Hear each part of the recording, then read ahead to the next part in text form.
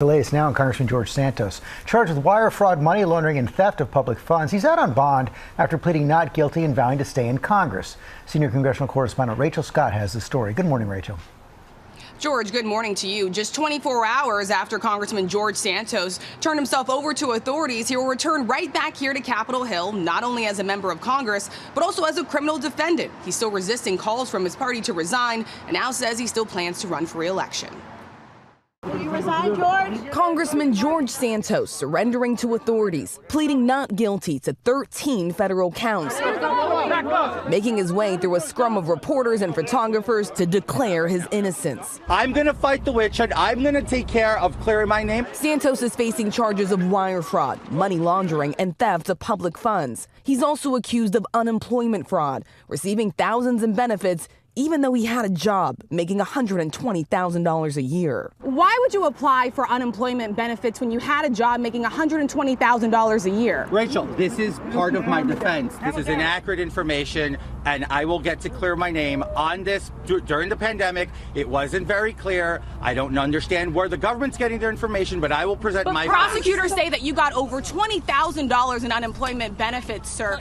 How is that acceptable? Ma'am, like I said, my employment was changed during the time. I don't understand where the government's coming from. Federal prosecutors say Santos lied to Congress, inflating his salary on financial disclosure forms, and defrauded donors by siphoning funds meant for his campaign to personal accounts, then using it to pay off personal debts and even buying designer clothes.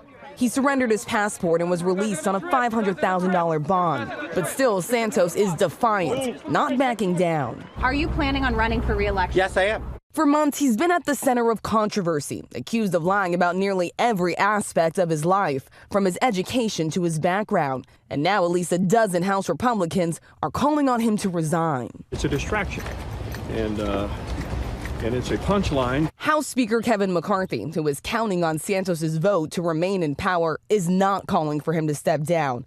But for the first time, making it clear he will not support Santos's bid for re-election. Santos has a lot going on.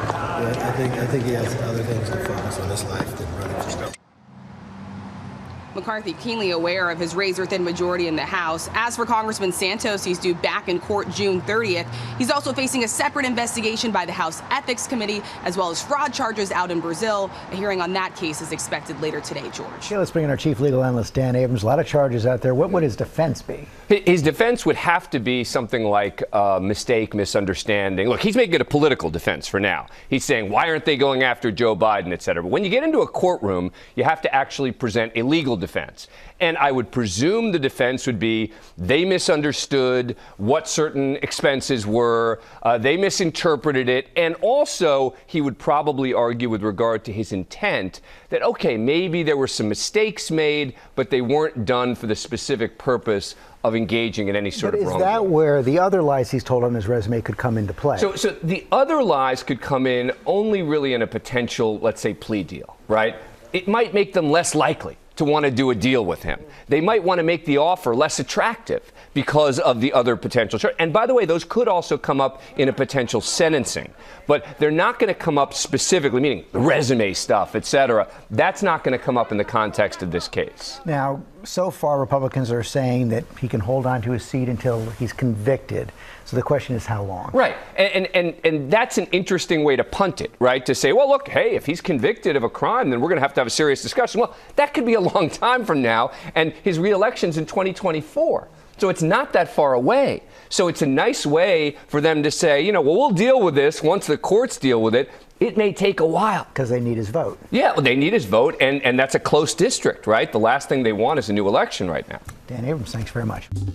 Well, hey there, GMA fans. Robin Roberts here. Thanks for checking out our YouTube channel. Lots of great stuff here. So go on, click the subscribe button right over here to get more of awesome videos and content from GMA every day, anytime.